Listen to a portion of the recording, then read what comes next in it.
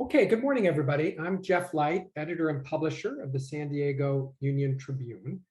Welcome to this, our second in a series examining issues of violence, democracy, and social order in Mexico, brought to you by the Union Tribune and the Center for U.S.-Mexico Studies at UCSD. This morning's talk is titled Border Talks: What is Violent About Mexico? Perspectives from Women in Journalism. And we have some distinguished guests this morning who will talk about how chronic violence is impacting journalism in Mexico, the challenges they face in covering it, including those based on gender, and what can be done to address these fundamental issues. Moderating this morning's panel is Kate Morrissey. Kate has a master's degree in journalism from Northwestern University's Medill School. She has been a reporter at the San Diego Union Tribune since 2016, and she was the 2020 winner of the Robert Spears Benjamin Award for Best Reporting in Any Medium on Latin America. So good morning to everybody. Kate, take it away. Good morning and buenos días a todos y todos. As Jeff said, this presentation is part of an ongoing series that the San Diego Union Tribune and UC San Diego Center for U.S.-Mexican Studies are doing. Last month, we discussed in broader terms the danger that journalists working in Mexico face, and today we're zooming in for a more detailed look at what that can mean. Just a quick housekeeping item before we get started. If you would like to listen to this webinar in Spanish, you can click the interpretation button at the bottom of your Zoom and select the Spanish channel. There will be a part of this webinar that is in Spanish, and if you would like the English interpretation for that section, you can click the interpretation button and select the English channel so that everybody can participate in both languages. Also, you're encouraged to use the Q&A throughout this webinar. You'll find that button at the bottom of your Zoom as well. I'll be checking those Q&A questions that you send in and incorporating those into the questions that I ask our amazing panelists. So please feel free to jump in there and ask away. And so we know that Mexico is an incredibly dangerous place for journalists to work. According to the Committee to Protect Journalists, 7 have already been killed this year. By some counts, it's 8. And we're, only at the very end of April, so we still have a lot of this year left. We also know that Mexico is a dangerous place to be a woman. Femicide has been a significant issue for years, and it's only getting worse. And so today, we're here to talk about how these two sets of facts interact and intersect. And before we get too far, I did just want to take a moment to acknowledge that we are talking about a topic that can be very difficult to listen to, particularly if you yourself have had experiences of gender-based violence. And so after you listen to today's talk, we're very glad that you're here, but after you listen, if you find yourself having a difficult day, please take the time that you need to process what you've heard. If you find that today's talk is getting to be overwhelming for you because of experiences that you had, we encourage you to take the time that you need for yourself. And I just wanted to say that on top before we get started, because this is a very important conversation, but it can also be very triggering. So now I would like to turn to this inspiring panel of women, and thank you to each of you for taking time away from the work that you do to be here with us. We have Lidiette Carrion, who is the author of La Fosa del Agua, which is a book that specifically documents cases of femicide in the state of Mexico. She's a freelance journalist and writer whose focus is very much the violence against women in Mexico.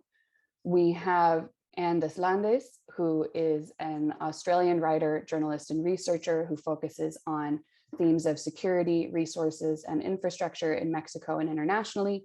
She's based in Mexico City and has done quite a bit of reporting on the state of Guerrero, looking at gender-based violence, the impacts of the war on drugs, and transnational business in the country. And we have Kendall Blust, who is a senior field correspondent with the NPR member station KJZZ's Fronteras desk, located in Hermosillo, Sonora. And she covers a range of stories in northern Mexico, including cross-border business and trade, immigration, education, women's movements, and the environment. And she was part of the Fronteras desk team that won regional and national Murrow Awards in 2020 for tracing the migrant journey. So we have quite an impressive group here with us.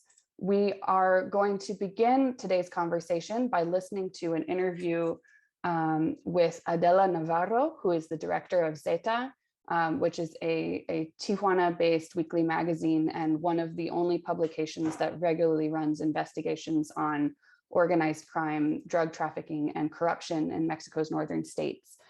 And she was interviewed earlier this week by the head of the Center for U.S.-Mexican Studies at UC San Diego, that's Rafael Fernandez de Castro. And so we'll queue up that video and then we'll have our conversation.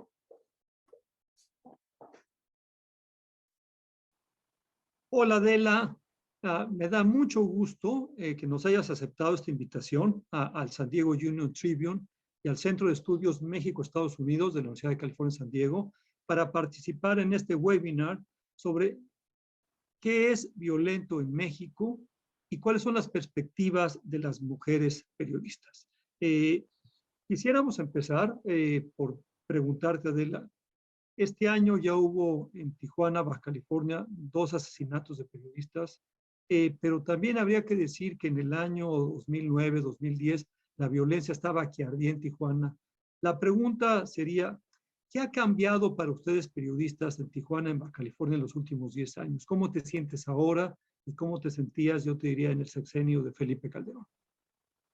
Desafortunadamente no han cambiado muchas cosas. Estamos en un ciclo de inseguridad muy vicioso. Ciertamente en el del 2007 al 2010 aproximadamente, en Baja California la inseguridad fue muy, muy difícil. Hubo mucho éxodo por parte incluso de hombres y mujeres de negocios porque los alcanzó la inseguridad. En este momento creo que estamos yendo hacia allá. Si no se contiene a tiempo, esta inseguridad nos puede volver a afectar en ese sentido. En estos momentos la inseguridad está en la periferia de la ciudad. El problema de origen es el mismo, es el narcotráfico y el narcomenudeo que está en las esquinas de las colonias y las delegaciones de Baja California y de Tijuana, y el narcotráfico que se utiliza como el trasiego a gran escala, sea por un narcotúnel, sea por el mar, sea por aire, por la línea internacional que conecta las dos fronteras, ¿no? La de Baja California con la de California. Entonces no ha habido mucho avance. Los planes que tenía el presidente Calderón en aquella época de sacar al ejército a la calle para depurar las corporaciones policíacas, particularmente las municipales y las estatales, no tuvo un seguimiento en el sexenio siguiente. De hecho, fue todo lo contrario. El presidente Enrique Peña Nieto regresó al ejército sin depurar a las corporaciones policíacas. Entonces, la inseguridad siguió creciendo, creciendo y creciendo, y en este momento no ha parado ese crecimiento. O sea, si terminamos el año de Felipe Calderón con el sexenio con más de 100,000 asesinados, y el de Enrique Peña Nieto con más de 120, esa cifra ya está muy cerca Andrés Manuel López Obrador en lo que va a ser su 4º año de gobierno. Entonces no ha cambiado. El presidente López Obrador regresó al ejército a las calles de una manera más oficial, aunque no del todo, porque, por ejemplo, no se ha aprobado la militarización de la Guardia Nacional. Sin embargo, los mandos de la Guardia Nacional son militares y la mayoría de los elementos de la Guardia Nacional son militares.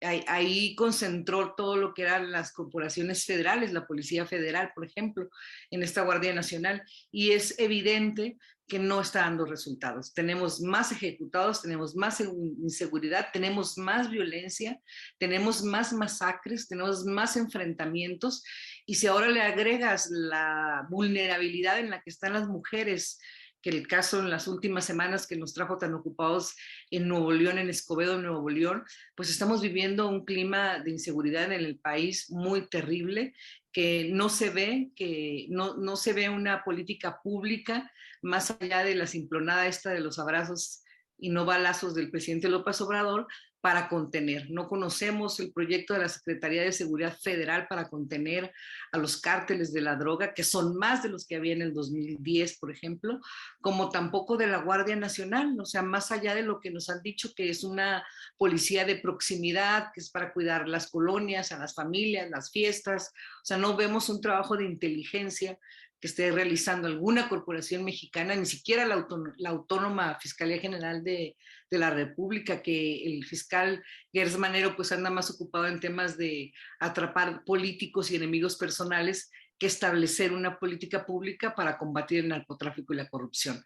Entonces, en ese sentido, pues no estamos mejor que en 2010. Gracias, Adela. Adela, no cabe duda que la invasión de Rusia a Ucrania es, yo lo siento así, un retroceso en la globalización. Me parece que vamos a vivir un mundo más fragmentado. Sin embargo, no cabe duda que toda la tecnología y la revolución de la tecnología, de las comunicaciones, evidentemente el periodismo es más global. ¿Nos podrías decir, Adela, cómo, digamos, esta globalización ayuda o no ayuda al periodismo de investigación, que finalmente es, me parece, lo que necesita México, es esta necesidad realmente de que el periodismo en México sea muy profesional, pueda investigar y pueda realmente ser ese cuarto poder y pueda denunciar realmente con hechos al poder? ¿Cómo la globalización ayuda o no ayuda al periodismo de investigación? No, por supuesto que ayuda. Mira, todos los esfuerzos que se están haciendo en estos momentos de periodismo colaborativo, de medios de Europa con medios mexicanos, con medios de El Salvador, con medios de los Estados Unidos, como ejemplos como la investigación del caso Odebrecht en México, de los Panama Papers, ¿no? Que hicieron medios de muchos países. Y aparte hay un esfuerzo muy importante por organizaciones de promoción del periodismo de investigación, como es el ICFG o el Knight Center o la UNESCO, incluso, que están becando al periodismo de investigación en Latinoamérica. Entonces eso me parece muy importante. Creo que en México, a partir del sexenio del presidente Enrique Peña Nieto, creo que ahí fue donde floreció más este periodismo colaborativo y este periodismo de investigación en medios independientes como Animal Político, como Proceso, como Carmen Aristegui, que hicieron grandes investigaciones de corrupción que en ese sexenio y en este están teniendo consecuencias jurídicas y judiciales. Entonces creo que en este momento hay también grandes esfuerzos en el país por hacer periodismo colaborativo de investigación con medios de otros países, ¿no? En el país de España, el Faro, el Independiente, incluso The Washington Post con su portal en español, que colabora mucho con columnistas y con colaboradores de articulistas y periodistas mexicanos, que le dan otro alcance otro nivel de alcance a la información, ¿no? Y creo que esto es muy importante, Rafael, y más en estos momentos que existe una polarización tan grave en el país, promovida desde la propia presidencia de la República. Es decir, el presidente de México, Andrés Manuel López Obrador, ha emprendido una campaña contra quienes considera sus adversarios, y sus adversarios son todos aquellos que piensen distinto a él, particularmente los periodistas, hombres y mujeres que están haciendo periodismo de investigación. Es decir, si hay un equipo que puede ser de mexicanos contra la corrupción, con Animal Político, de mexicanos contra la corrupción, con Latinos o con Carmen Aristegui, que están desarrollando investigaciones, que están poniendo en entredicho las políticas públicas, los programas del presidente o la incongruencia de la austeridad con la casa gris de su hijo en Houston, pues se viene una andanada de ataques directos de parte de la presidencia, utilizando su investidura, el presidente López Obrador, para atacar a ciudadanos que están haciendo un trabajo legítimo, un trabajo que le aporta a la democracia, como es el periodismo de investigación. Entonces creo que en estos momentos, en esta circunstancia particular, creo que es más importante este periodismo de investigación colaborativo entre países, entre instituciones y entre medios de comunicación.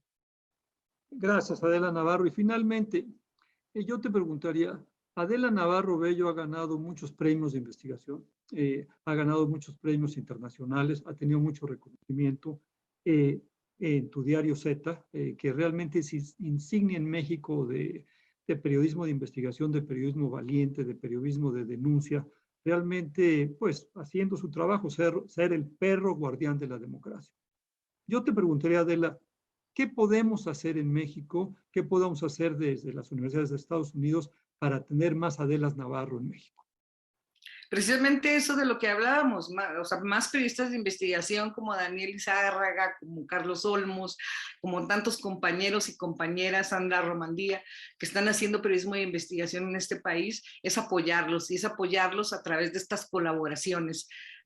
Fíjate que hay muchos estudiantes de la carrera de periodismo, de la carrera de comunicación, que tienen alguna idea o que tienen un tema, pero no tienen ni el medio ni los medios para desarrollarlo.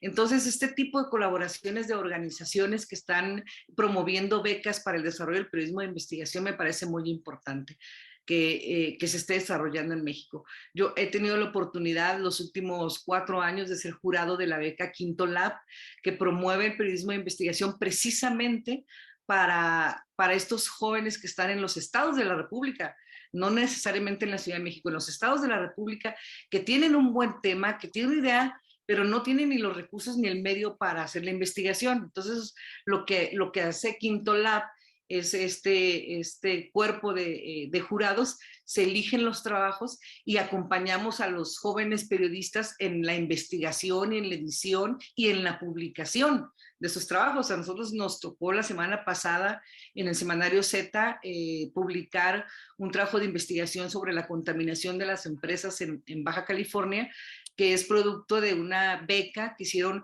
periodistas baja californianos, tijuanenses, Marco Tulio Salomón, Castro,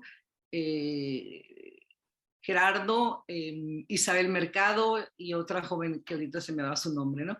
Entonces, no es un trabajo del semanario Z, es un trabajo que fue promovido por la UNESCO, que la UNESCO le dio los medios para que pudieran hacer su investigación, y nosotros nos estamos encargando de la divulgación a través de nuestras redes sociales, entonces, lo que tenemos que hacer o lo que tendrían que hacer en las instituciones como la que tú presides es promover eso, promover que los jóvenes hagan periodismo de investigación, acercarles los medios, no nada más económicos, también los recursos, las herramientas para hacer un periodismo de investigación a través del uso de la tecnología, por ejemplo, ¿no?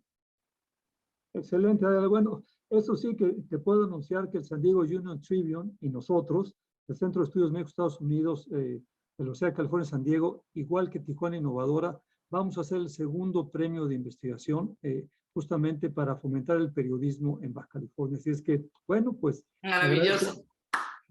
Y como tú sabes, en el primer certamen, una periodista de Z ganó una de las categorías. Así es que te agradezco mucho tus palabras. Los mexicanos, y yo diría también los estadounidenses, te agradecen mucho tu trayectoria, te agradecen mucho tu dedicación y tu entrega al periodismo de investigación y ser un fiel guardián de la democracia en México y en el mundo. Gracias, Adela, por tu intervención. Gracias a ustedes y mucho éxito.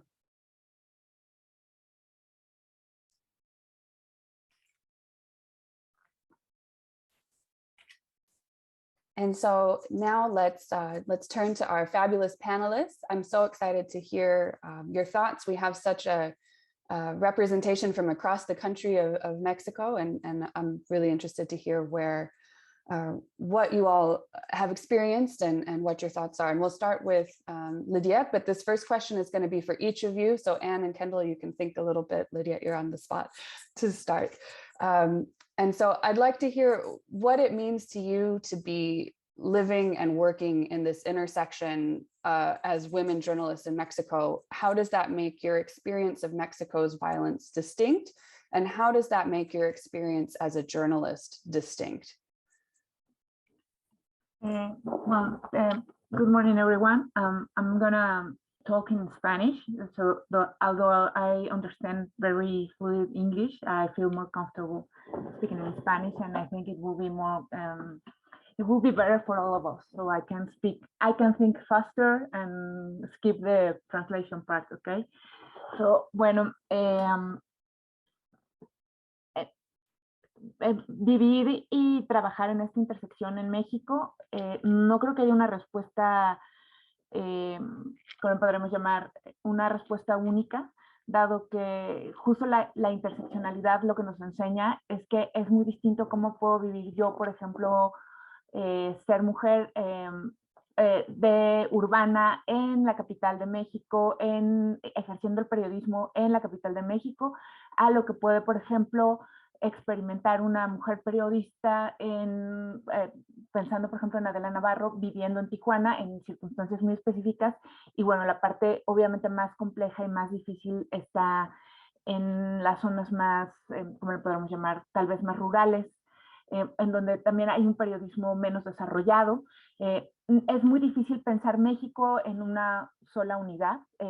Yo soy muy cuidadosa de no hablar con una generalidad, porque las condiciones en México son muy diversas. Es un país en donde puede haber, por ejemplo, un periodismo de punta, como el que mencionaba Adela Navarro, con Quinto Elemento Lab, o tal vez con las cosas que ha hecho Daniel Izárraga en distintos espacios, inclusive originalmente con Carmen Aristegui en la Ciudad de México o en las principales ciudades como Monterrey, Guadalajara, en la zona de la frontera, en Chihuahua, a lo que se vive, por ejemplo, en las zonas más rurales, en donde el periodismo es todavía muy precario, muy precarizado, terriblemente mal pagado.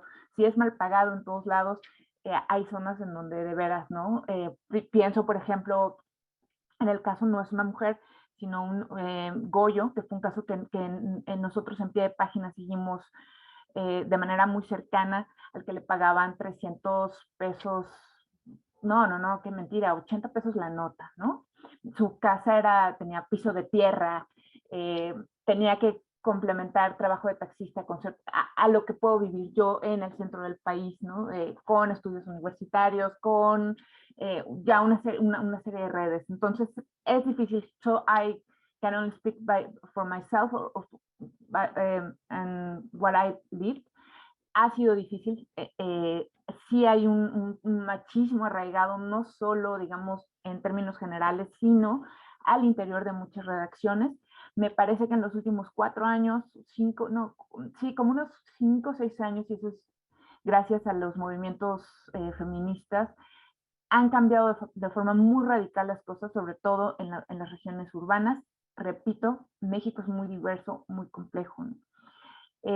También, bueno, yo elegí desde hace ya muchos años dar cobertura al tema de violencia feminicida, lo cual, por supuesto, tiene una, ¿cómo lo podremos llamar? Una doble repercusión como periodista, pero también como mujer, también como madre, ¿no? Porque la violencia feminicida también es muy cercana a la violencia contra las infancias, ¿no?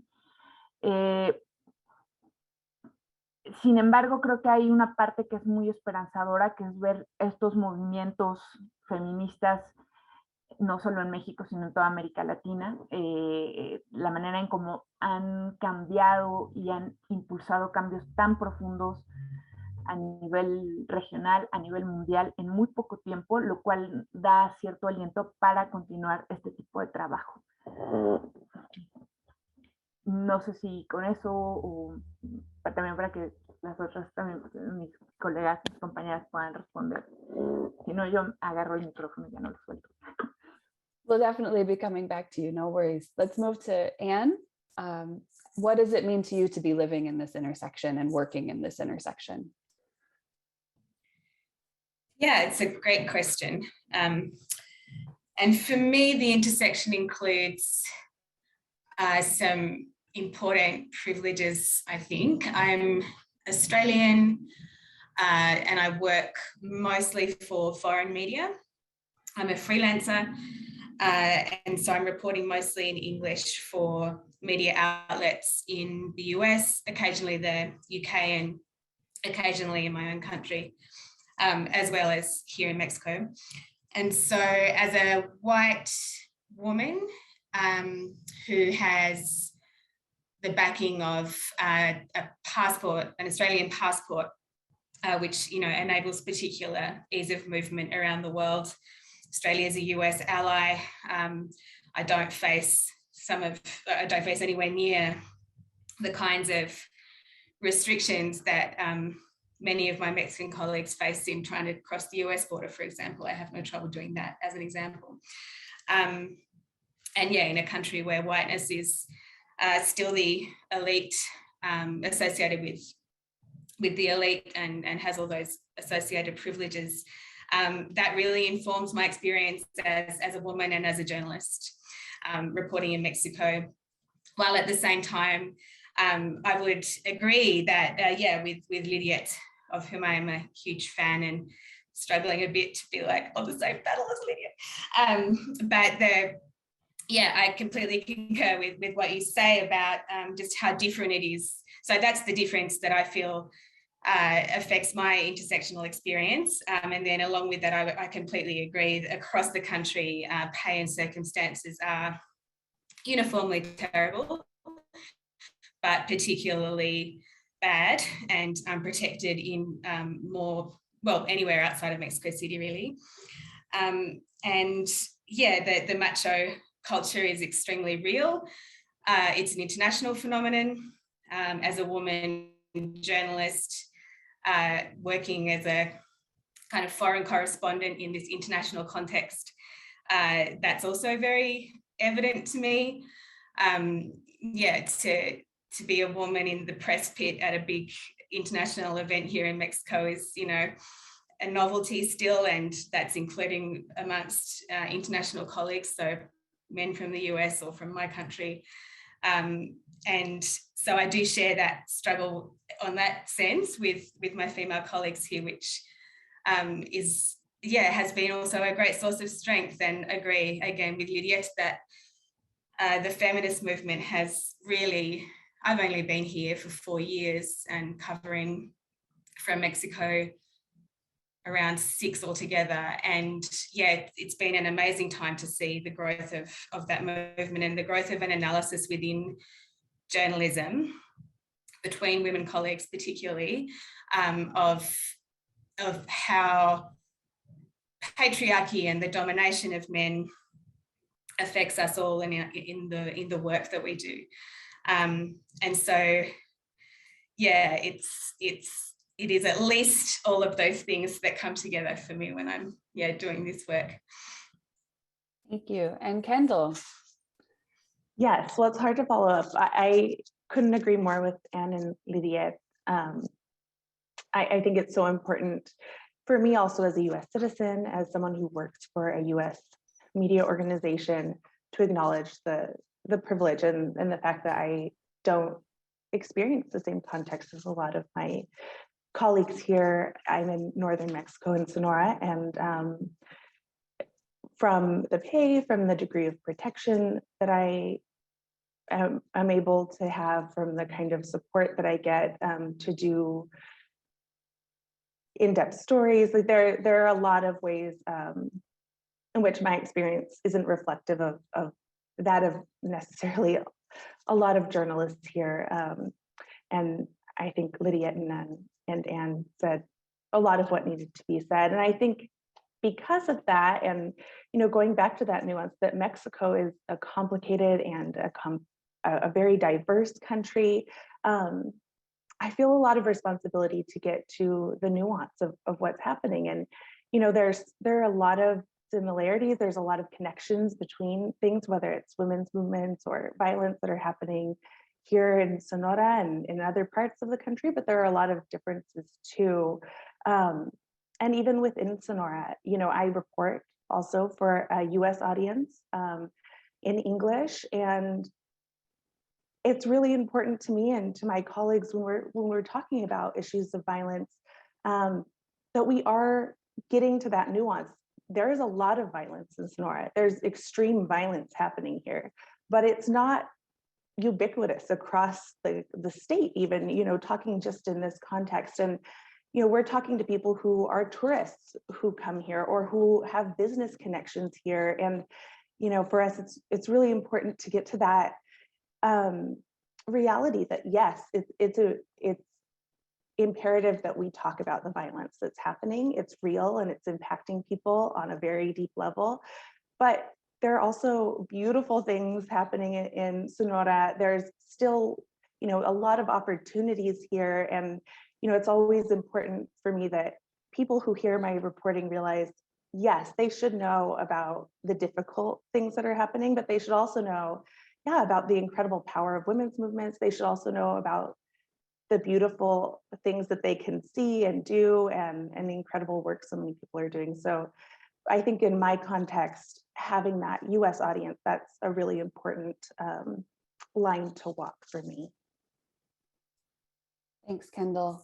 I totally hear you and agree with you on that. And I think often about how we talk about Mexico or Latin America as being so full of machismo, but we have that in US culture as well. It might not be as extreme, or it might come out in different flavors, but it's not like it's not here too. And I think sometimes we forget that when we have these conversations. So thank you. Lydia, I wanted to turn back to you. You have so much experience, particularly reporting on femicide in Mexico, and I'd like to understand from you what you think is important for our audience here today to know about that issue, what's happening now, and also how does what you learn about that through your reporting affect your decision making about your own safety? Thank you, Kate. And I'm really enjoying listening to you all. It's very heartwarming.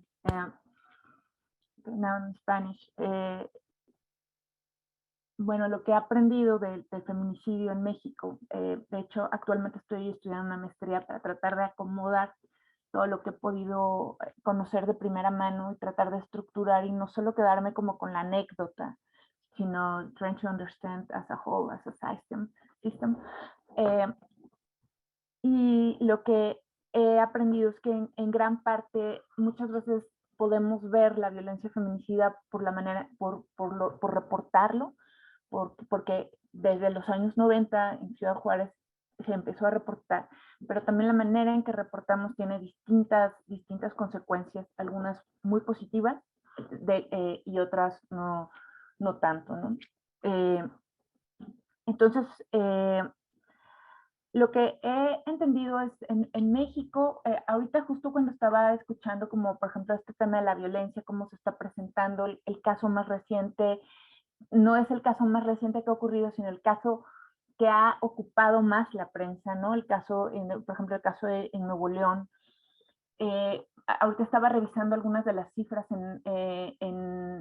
digamos, a nivel regional, y los lugares, digamos, de feminicidio, el mayor número de feminicidios por tasa, es decir, por cada 100,000 mujeres, en América Latina todavía están en Honduras, en República Dominicana y El Salvador. Sin embargo, ellos por ejemplo, han registrado una disminución, ¿no? Generalmente aquí no encontré de primera mano la tasa por feminicidios o por muertes violentas de mujeres en México. Generalmente está en una zona media alta, muy cerca. Es decir, tratando de explicar esto, porque es algo, perdón, ya estoy cambiando un poco, es algo que empezaron a revisar las académicas, las estudiosas del feminicidio, pienso en Marcela Lagarde y todo lo que se hizo en los años 90 en Juárez, cuando empezaron a ver, había feminicidios terriblemente dolorosos de una violencia muy específica en Ciudad Juárez, pero cuando empiezan a investigar se dan cuenta que sí, ese tipo de feminicidios ocurrían en Ciudad Juárez, pero en el resto del país no es que hubiera menos feminicidios, ¿no? Entonces, ¿qué estoy tratando de decir con esto? Que nosotros cuando reportamos, cuando escribimos en la prensa damos visibilidad a algunos casos y en el imaginario social puede quedar que eso ocurre, por ejemplo, eso, en todo el país, pero la violencia feminicida tiene distintos rostros en el país, algunos más cruentos que otros. Sin embargo, no quiere decir que no exista la violencia en otros lugares o que sea la única la que estamos reportando, o que sea, en este caso, por ejemplo, pienso, por ejemplo, en Nuevo León, existe este caso terrible, ¿no? Que tiene mucha atención mediática por muchos aspectos, ¿no? Por la velocidad, por lo inusual, por lo terrible, por toda una serie de cosas. Sin embargo, no es la única violencia, ¿no? Y tal vez no es en Nuevo León donde estén ocurriendo la mayor cantidad de feminicidios en este momento, ¿no? Otra cosa que aprendí es, que lo he aprendido gracias justo a las estudiosas que le han dedicado su vida a esto, ¿no? Hay feminicidios que se dan por ejemplo, regresando a los años 90, que es un caso que conocemos todos, es un fenómeno que conocemos todos. Hasta Jennifer López hizo una película, ¿no? O sea, está en el imaginario social, no solo de México, sino probablemente a un nivel mundial, o por lo menos en Estados Unidos y en las zonas como más cercanas. Existe este feminicidio que las estudiosas han llamado desorganizado, cometido por desconocidos en la calle, que ocurre en las zonas urbanas, en las zonas en donde hay mucha cercanía con el narcotráfico, con el trasiego, con el desarrollo de la maquila, pero existe también el feminicidio íntimo, que es mucho más común en las zonas, que no es que no ocurra en las zonas urbanas, pero que prevalece en las zonas rurales, tal vez, en donde no se da este otro tipo de feminicidios. Ocurre mucho a manos de personas que conocen y que más tienen una relación de confianza o afectiva con la víctima, ¿no? No es que no ocurra uno y otro en varios aspectos, pero necesitamos como entender para poder señalar, para poder apuntar, para poder tratar de trazar salidas también. Yo, ahorita hablaban mucho, por ejemplo, que el periodismo es de alguna manera es el perro guardián de la democracia. Sí, pero también en América Latina se está dando una discusión bien interesante acerca del periodismo de soluciones, ¿no? Es no solo la denuncia, sino y eso es algo que en lo personal para mí ha sido muy importante. Cuando empecé, por ejemplo, a presentar el libro, me decían, bueno, ¿qué podemos hacer? ¿Qué podemos hacer? No tengo idea, ¿no? Y entonces me di cuenta que mi trabajo como periodista también era preguntarle a otros y dar a conocer a una sociedad qué podemos hacer.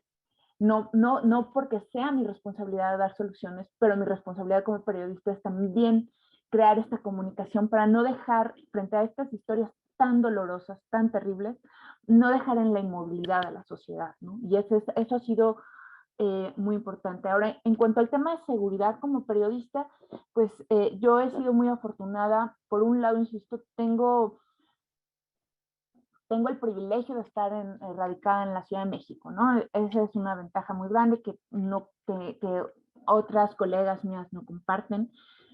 Y la otra gran suerte es que tengo una red de colegas periodistas con quienes trabajo, ¿no? La red de periodistas de pie, en donde hemos desarrollado protocolos de seguridad que implementamos y que de alguna manera nos permite dar vigilancia por si tenemos un incidente de seguridad, ya sea en el campo, el momento que estamos haciendo periodismo, estamos viajando, estamos en un lugar, o también, digamos, en nuestras casas, en la redacción, ¿no? Y creo que eso ha sido una gran ventaja.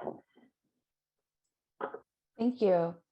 And then this next question is for Anne and Kendall. I'm going to ask something similar to you because you both have moved to Mexico to do your journalism, from what I understand. And I think that sometimes observing the changes in yourself or the changes in how you do your journalism can be really insightful in helping to understand what's going on there. And so, Anne, when you arrived in Mexico, you began doing your journalism there. How did your considerations for your safety as a journalist and as a woman change? And has that been something that's been adapting, or what has that looked like over time?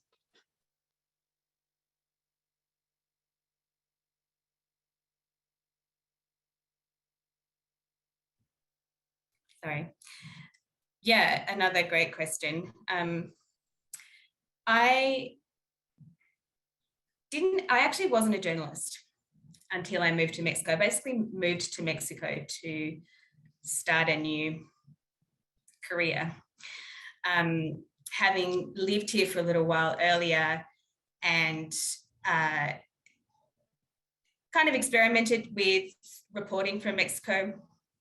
I actually worked before in academia and also in social work and social policy roles focused on violence against women. So I worked in shelters, refuges for women and children escaping violence at home, and also in policy work in Australia, doing research and advocacy around that question, and decided to learn to be a journalist in Mexico, really. And so it's actually Mexican journalists that taught me how to be a journalist, which I sometimes have to remember when I'm talking with international colleagues who went to journalism school or who had journalism roles in media outlets in their own country, because I don't come from that background.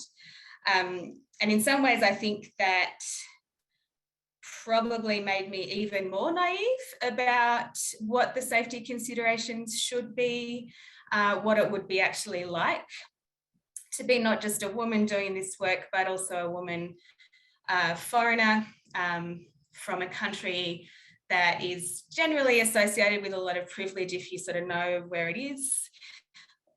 You know, it's very far away from Mexico. There's not always a lot of common language or understanding about that place. And so that's kind of where I was starting from in terms of the security question. And then also working as a freelancer from the beginning, I was trying to think about this morning when I was thinking about this panel, and I think twice in 5 years of filing stories as a freelancer with various international outlets, have editors asked me about security, asked me what my considerations are, what I was planning to do to keep myself safe, or certainly nobody has ever offered to support that in any way.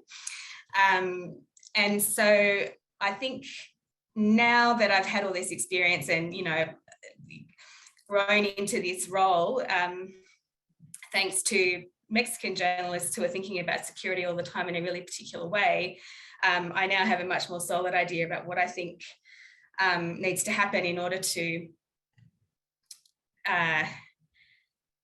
put some things in place that make it as safe an experience as possible. Having said all that, a friend asked me the other day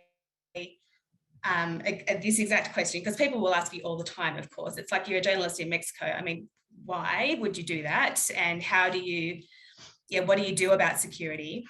And again, having not thought it through in the most systematic way before, I was talking about the work that I do in Guerrero and how that reporting came about and the kinds of situations that I might have found myself in there, and realized that I have relied on and been very, very fortunate to have a network of journalists there who are my friends and colleagues and who have taken me in and taught me and helped me. And that is the best, that is why nothing has happened to me. I've never had any of the experiences that you might expect me to have had, you know, touch wood. And a lot of that is because of these relationships and this support that I have from this group of journalists in Guerrero, based in Chilpancingo. And so as I, you know, described it to this friend of mine, like, you know, I don't have a bulletproof vest, but it's like this community is my bulletproof vest, which was a very, you know, powerful thing to hear come out of my mouth, but it's true. And then as a woman, I think having had some training already in even things like emotional safety, like vicarious trauma, which we're all familiar with in various ways, I'm sure. You know, the sort of self-protection you have to do as a woman, especially somebody like me who will travel alone,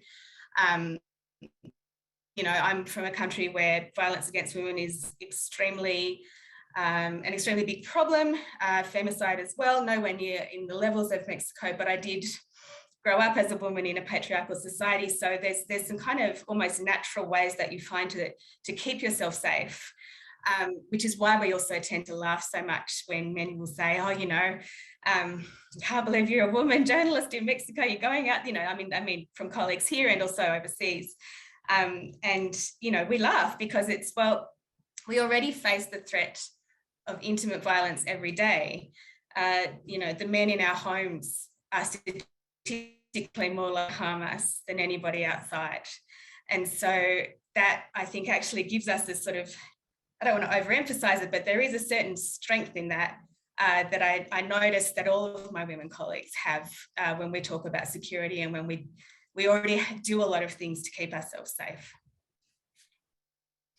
Thank you, Anne. And Kendall, same question for you, but I'm especially interested to hear what differences you might observe in your experience in Sonora versus the experience that she's had in Mexico City and Guerrero. Yeah, thanks for that question. I relate a lot to what Anne said, and our experiences are different. I started doing journalism in Arizona on the border, but that kind of binational context has always been part of it. I think the thing that I heard from both Lidiette and Anne that really resonates with me is this idea of having networks, of having other journalists, people who, when I'm not sure how dangerous something might be, who I talk to, who can give me advice. I think in a certain sense, that's something as a woman journalist that I feel like is sort of a strength that we have, you know, with other women who are journalists and with other women who I do stories, you know, who are sources even, like there's this sense of I don't know what the word is, but like a sense of connection, a sense of looking out for each other that exists in other places too. You know, when I was working in the US, there's lots of solidarity among journalists, but there's something here. People are really look out for each other, at least among, you know, I don't think it's just women journalists, but I do feel like that there is, and because of what Anne was saying, this reality that we all live with both as journalists and in our personal lives, both in Mexico and in the United States, that we understand that there are risks. We understand it in a way that, you know, I think our male colleagues, as empathetic as they might be, don't fully understand. And so the connection that we have and the solidarity that creates has been really wonderful. I am fortunate. I work for a specific US organization. It can sometimes actually be a pain, but they do check in with my security quite a bit. And, you know, whenever I'm traveling, whatever I'm doing, we, you know, come up with plans, how I'll check in, how I'll make sure that we're safe. And I have another colleague who works here in Hermosillo as well, that we really back each other up and check on each other. But it is, yeah, just going back to that, I mean, there are certainly considerations here that are different from in the United States. But also as US journalists, my considerations are different maybe from some of my Mexican colleagues. And I think at the end of the day, you know, it's looking at every situation on an individual basis and the reporting that you're going to do. And I, you know, sometimes I think, as Anne was saying, it's almost comical or even frustrating when people are like, oh my gosh, I can't believe these stories out of Mexico. And there are some horrific things, but there are also so many things happening in the United States. And I do feel like it's so important to have that context that, like, there is violence, we need to pay attention to it, but, you know, specifically in the context of women, this is really a worldwide phenomenon and not something it's like, oh my gosh, in Mexico, women have it so bad. Like, this is something we all have to be grappling with. Thank you. We do have a question in the chat. I know Lidiette has answered a couple for us typing. Thank you for for jumping in on those. And this question, I think, relates back to some of the conversation that they had last month on the webinar, talking about sort of the way that journalists are treated by the Mexican government, particularly sort of AMLO's way of talking about journalists. And the question in the chat is, observing Russia's iron fist control of media, would you say that Mexico is headed in a similar authoritarian direction? And I know we're running a little short on time, and I have a couple more things I want to ask. So if somebody wants to jump on that, I'll just leave that open to whoever thinks they can take it. Yeah, I was tempted to write down that answer, but it is kind of complex, so I'll just say my thoughts in Spanish. Creo que son contextos muy diferentes. Hay una parte que hace rato mi colega Adela Navarro, a quien yo admiro mucho, o sea, yo soy una absoluta y completa fan del semanario Z, tienen muchísimos años, han hecho investigaciones muy valientes. Hablaba del contexto de la polarización. Me parece que el tema de la polarización es algo que no se ha estudiado completamente en el caso mexicano, porque la polarización, y es algo que he repetido, en otros espacios, que a veces es difícil de entender, la polarización estaba desde antes de que llegara AMLO al poder. Entonces hay un proceso de polarización que va desde 2006, 2005, más o menos, ¿no? Entonces, y este tema de una relación muy tirante del periodismo independiente con el poder presidencial ha estado desde antes, solo que en este sexenio ha sido un poco más grosero, un poquito más burdo, muy poco elegante, por decirlo de alguna manera. Pienso, por ejemplo, en el caso de Carmen Aristegui, cuando publica la llamada Casa Blanca de Peña Nieto, pues ella perdió su trabajo, ¿no? Solo que no salía Peña Nieto en las mañaneras a decir, ¿no? Como AMLO ahora que da una especie de cátedra muy extraña, ¿no? En donde, no sé, siento que es un poco como una especie de, como de ir a catecismo, una cosa muy rara, a decir que los periodistas, pero sí había otras formas de callar el poder, y eso es algo que pienso también, por ejemplo, en el caso de las revistas Contralínea y Fortuna, que inclusive ganaron una denuncia que pusieron en la Comisión Nacional de Derechos Humanos. Ya no recuerdo si también llegó a la Suprema Corte de Justicia, donde exigían cierto, que se decidiera cómo se pagaba la pauta de publicidad de presidencia, ¿no? Porque ellos habían sido totalmente cortados, sobrevivieron de milagro, en fin. Lo que estoy tratando de decir es complejizar, no quita responsabilidad a la manera tan burda y tan agresiva que ha tomado el gobierno actual de la llamada 4T, pero sí hay un contexto en el que se da, además digamos también de un contexto de polarización y de mucha violencia dentro también del contexto político, ¿no? Llamado, por ejemplo, el peligro para México y el que haya que, o sea, la verdad es que no hay a quién irle, ¿no? Entonces creo que hay un contexto que se tiene que explicar. No creo que pudiera darse una cuestión similar a la de Rusia en primer lugar, porque Rusia es una potencia militar, no sé si la primera o la segunda potencia militar a nivel mundial. México no lo es en absoluto. México tiene una relación muy compleja, llena de aristas muy complejos con Estados Unidos. Por un lado compartimos una frontera enorme, pero además hay tantos mexicanos viviendo en Estados Unidos, nuestras economías están tan complementadas, es tan difícil realmente, o sea, tendría que pasar algo. No, o sea, es decir, no podría existir una cosa así, por lo menos no en pocos años, ¿no? Tendría que darse una situación muy, tendrían que cambiar muchas cosas. Realmente México no puede pensar muchas cosas sin tomar en cuenta la relación con Estados Unidos. Y aunque a Estados Unidos no le guste reconocerlo, Estados Unidos tampoco puede tomar muchas decisiones sin considerar su relación con México, ¿no? Es una relación compleja, difícil, desigual, pero no tan unilateral como a veces queremos pensarla, ¿no?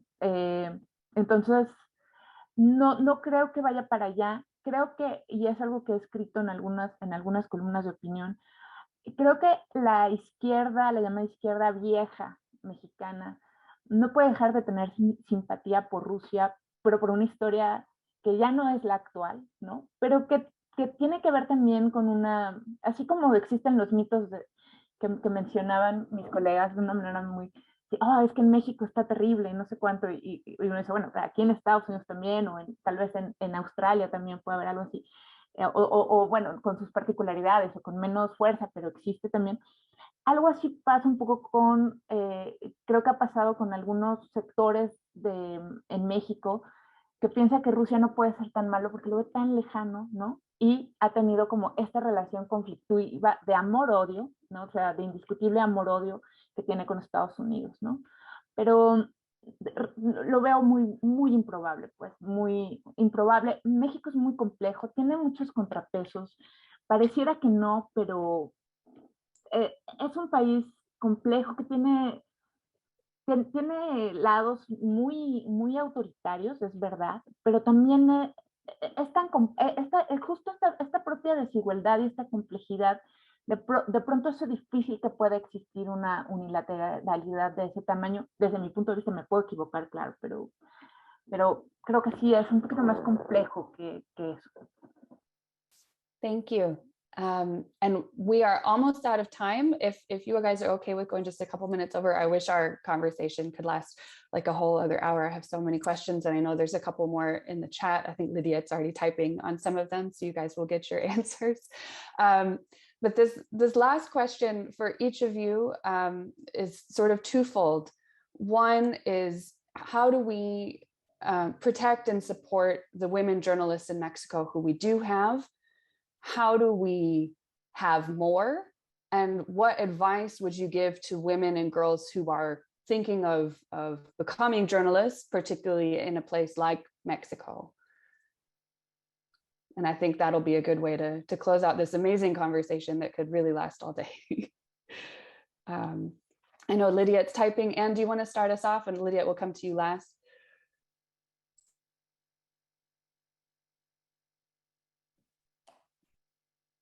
Yeah, let me just make sure I've understood the question. It's what advice we have for if there are young women looking to become journalists in Mexico, what our advice would be? Okay. Get a crew. Find a, I mean, and I think there's a culture within Mexico that's very available for this. I think about the last time, the last coverage I did of the 8M March on International Women's Day, something I was really just gave me so much joy was seeing how young women banding together to take the metro, to go to the march. I met a number of groups who had just decided to form, one of them started after the march their own Instagram account that was aimed at giving advice to other young women. Another one was a group of young women that included a young trans woman who had been educating her friends about, how there's more than two genders and the kind of colonial history of the gender binary in Mexico. Just so many groups like this exist and are forming. And so I would say, if you would like to be a journalist, find that crew. It may include other young women who want to be journalists, or you may be supported by that group to pursue your goals. But I think, as we've been saying, that's the best protection and the best support that's available, and it's very powerful. I have no advice on like what the best training is or anything like that. I know that there are great schools in both Mexico and the US you know, you're always welcome in Australia if there's anything I can do to make that happen. We have some good schools, I think, too.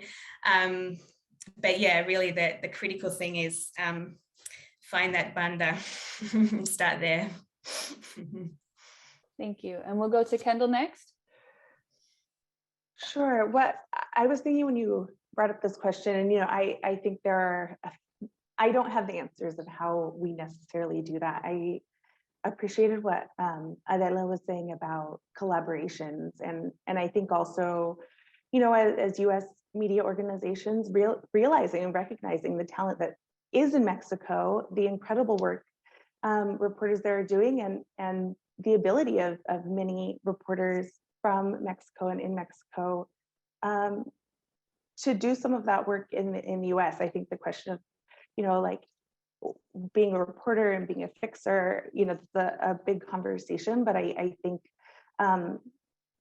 I think US and international media can open more opportunities for reporters from Mexico and from other places to be the reporter on stories, and I think that's important. And also, and as part of that, media in general, I guess just recognizing the importance and, sort of putting aside this notion of pure journalistic objectivity and recognizing that, like, who is telling its stories is important, both,